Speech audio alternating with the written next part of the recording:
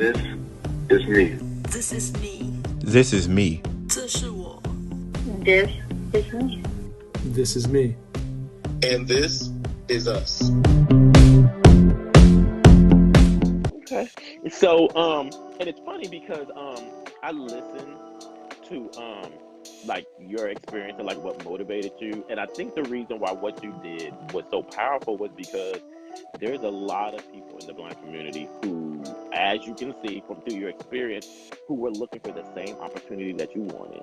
And so it was just almost like you essentially like were like a lighthouse or shined a beacon for all of those people to kind of come in and say, okay, well, cool, like let's go and do this, you know. So I know personally, I thank you for it.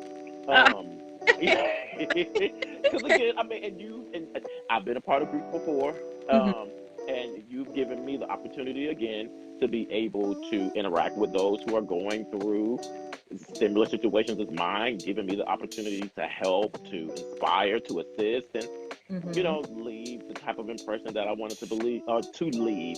So, before I even move on, I definitely want to say thank you to you just for that.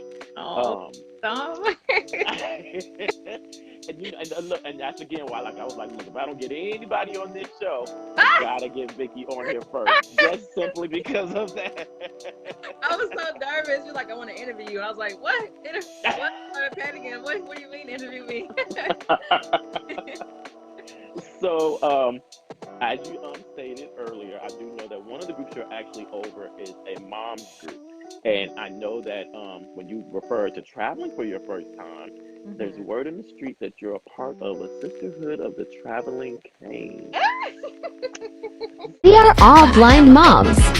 We are a true definition of blindness is definitely a spectrum. Different backgrounds, different eye conditions.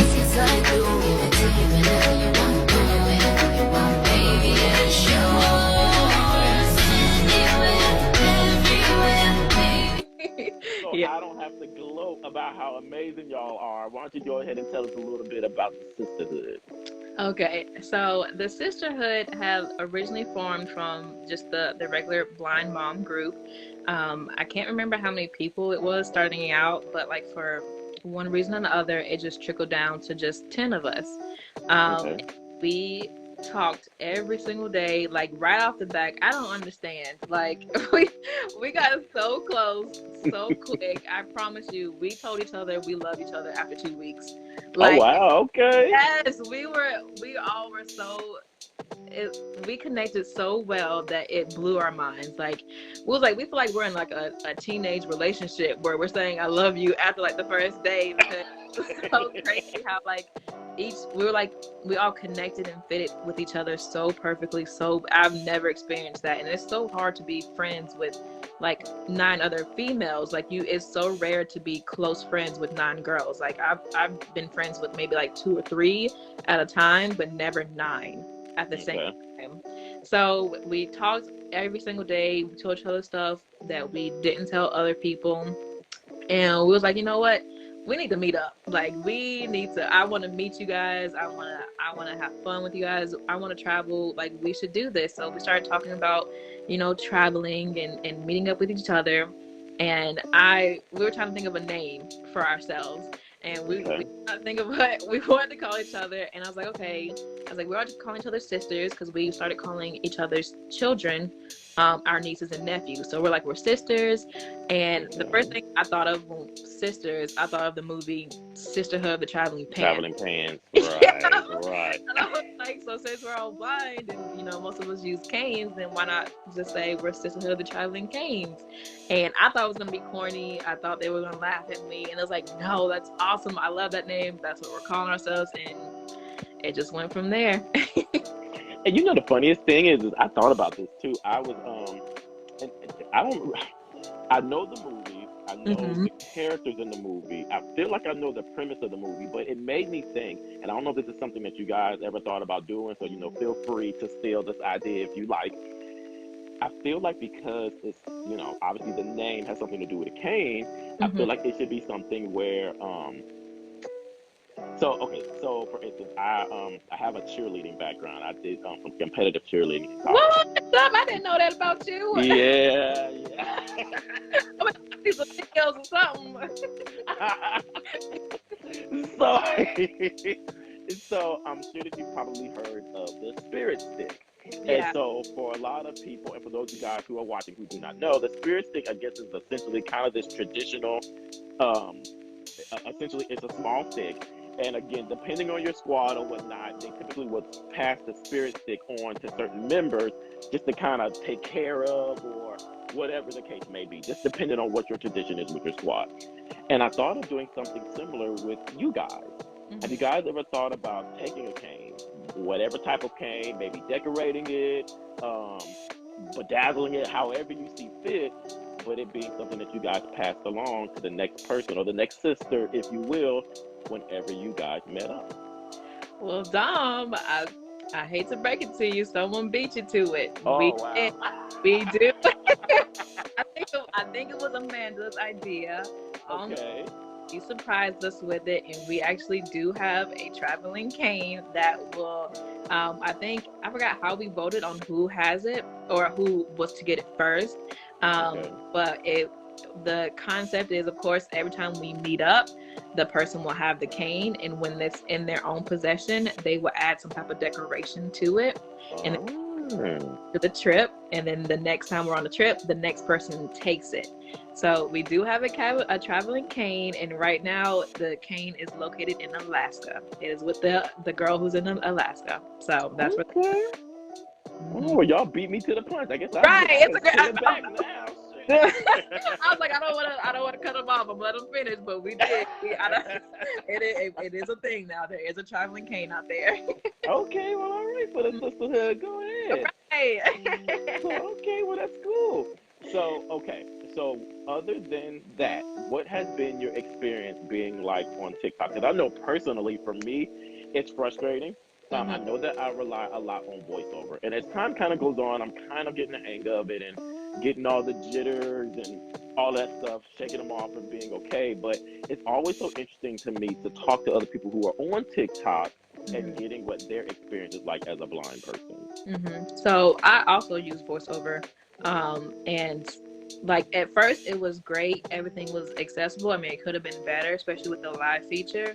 But for the most part, it was pretty good. But then they did the update, and now when we type a comment, we have no idea what we're typing until after we post it.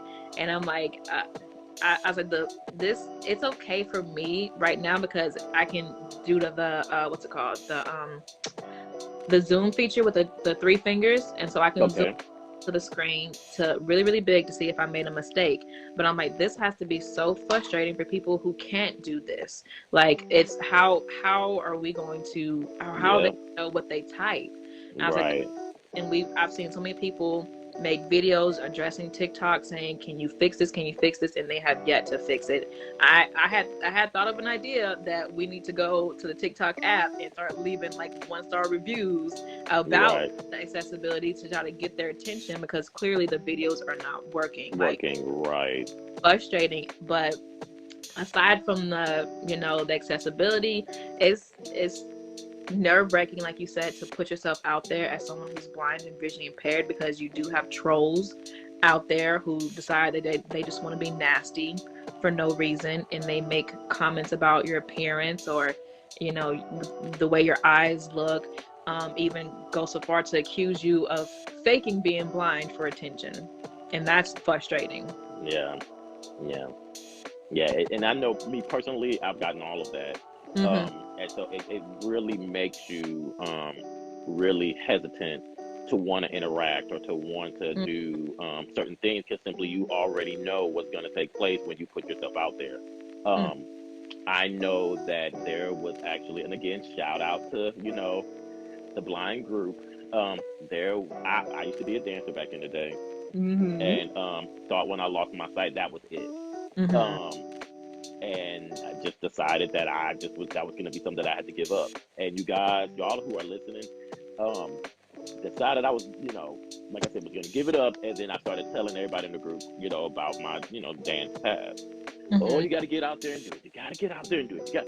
So I'm like, So again, after 20 minutes of poking and prodding and begging and pleading, I was like, fine, I'm going to get out there, I'm going to do it. So I literally do it, put the video out there, and I'm literally hyperventilating the whole entire time. Really? Oh my. Literally.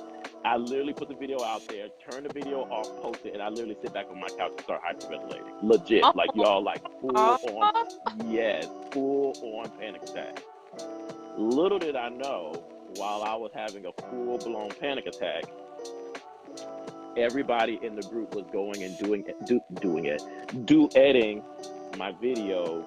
And so now there is a video out there with all of them on the screen dancing with me. Yeah. Squad mix.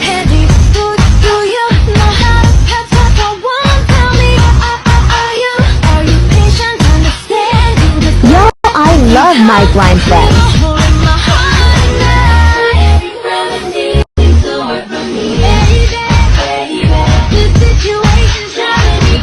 Get you a group of people that will always hype you up. That was so crazy. Oh my, because we knew how nervous you were about it. So we was like, listen, we're just gonna show up and support him. I said, I don't know, some of us can't dance, but we're gonna do that. We're gonna do that. We had to like strategically duet it. Time we would fit on it, it wouldn't keep pushing you further and further and back, because with a duet you would be side by side, and if each person had did it side by side, it would keep pushing your video back. So we're like, okay, when we duet it, okay, you're gonna go next, you're gonna be off to the side, okay, you did it, okay, next person do it, you're gonna be below them, and it'll keep going like that, to the side and below, and then to the side and below, so that way we can all be fitted on the screen and you can still see you in the corner. That was the most fun the entire group has ever had. That song by Danny the Kings was stuck in my head for like 2 weeks. I'm going around the house singing, do you got it? I was like, Dom, you know, ruin the song for me, but I'm not mad at it. It was so much fun, and then to see some of the people who I never thought would do it and dance, it shocked me. It was amazing. Yeah. So again, shout out to all of you guys who are watching. That was part of that whole process. I love each and every single last one of you guys for doing that, and including you too, Vicky. So thank you so much. Love you, Dom. So we're coming down the home stretch. Okay. We started I'm sorry, my hands were sweating. I was like, I should have used the restroom before I got on here because I'm so nervous. So, if you could give anybody out there in the blind community, because this is going to be airing in October for Meet the Blind Month, if you can give anybody out there in the blind community any type of advice, any type of words of encouragement, any type of guidance, what would you tell them? I would say the number one thing, which is what held me back from doing a lot of things, is fear.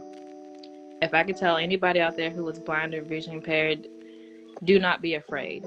Do not be afraid of how people might perceive you. Do not be afraid of the things you might not be able to do, or the things you convince yourself that you cannot do. Do not be afraid to put yourself out there. Do not be afraid to say, hey, I need help. I need support. I'm not doing okay. I need to be with people who can relate to me. I need friends. I need support. I need anything. Don't be afraid to reach out. Don't be afraid to share your story. No matter how people on the internet may act or treat you, that's just how the internet is. But you never know what you might say or you might put out there can change another person's life, and you don't even realize it. So don't be afraid to travel like I was. I felt like I couldn't go anywhere by myself. I always had to have somebody with me. Don't be afraid to do any of that. Just have it in your mind that you're going to do something, and that no one and nobody is going to stop you from doing it. Live instead of just existing. So that would be what I would say. You know what? And I would definitely say that quote right there, live instead of existing, that's the mantra that I want to live by. Same. Because it means, and I feel like it's so relevant to what I have going on in my life right now. I definitely am going to adopt that saying. So thank you for that. No problem. Because I definitely understood. I didn't know the difference between that until I actually went through it. When I went on that trip, I didn't know that was living. I didn't know catching an Uber, catching a plane, being around other people. I didn't know that was living. I thought just me breathing every day, I was alive. But I was just existing. I was just going through the motions. And so that definitely is something big for me as well. Okay. So always the way that I like to close out these videos or these interviews is I always like to give the person that I'm interviewing a chance to turn the tables and ask me a question. Just one question? You gotta choose wisely. Oh man, Dom, just one. Oh my goodness, that's some pressure. One question. Oh, I'll ask you the same question you asked me. What is something or an advice that you could give to someone else who is watching this, who is blind or vision impaired, like encouraging words or any type of advice like I did? I want to hear what you got to say, Tom. Right. And you know the funniest thing is when you were saying the thing about fear, that was the first place that I was going to go with it. I will say this, and I say this simply because a lot of people who know me know that, look, I'm an open book. I'm going to tell you that a lot of times some of the things that I share is some of the things that I'm going through personally in my life as well. I would say never give up. You're going to have, I try to be a realist. You're going to have plenty of obstacles. I'm not going to lie to you and tell you that things are sunshine and roses and everybody's going to love you and that everything is going to be smooth sailing. You're going to have your bumps. You're going to have your obstacles. You're going to have your people who don't understand, who don't want to understand. You're going to have those instances like we said about TikTok where we run across things where it's not accessible for us or aren't made for us or really they don't even take us into consideration when they're thinking about it. Never let that deter you from moving forward. Never give up. You never know what's waiting on the other side if you just why can I not speak tonight? if you just push on through that barrier, you never know what's waiting on the other side. A lot of times it's not about, and this is what I'm learning too, a lot of times it's not about us. Right. Sometimes it's about, I've always said if I can just affect one person. Yeah. Just one. Yes, just one person. Person. There you go. Because I feel like if I can do that, then my life's not in vain. Right. And even if it's just somebody saying, well, hell, I don't want to go through what Dominic went through, so let me get my stuff right. Right. Then I'll know that, hey, I affected that one person's life. So recognize that sometimes it's not about us. Sometimes we go through things to be able to show others or to help others or to teach. And I think that's the big picture. So please just keep that in mind. I love it. All of that. So, yeah. Well, Vicky, you made it to the end. I know. Thank God. Oh, Jesus. Oh, my goodness. I was like, my heart's racing. But it just as long as we're having a regular conversation on the phone. That's what it feels like. Right. So, for those of you guys who stuck with us through the whole entire process, Vicky, if they would like to go follow you on any other social platforms, where could they find you at? On TikTok, my name is @Vicky with it's VICKI with 4 E's EEEE _ Nicole. My Instagram, I think it's _Queen. Well, no, so it's @Queen _ Victoria with 4 A. I don't know why I add just extra letters just to be extra. Hey, that's all right. Look, it makes you stand out. Right, because it's like Vicky and Victoria is such a common name, and all the usernames be taken, so I gotta add some extra stuff in there. Okay, all right. Well, you guys, we'll be hollering at you later.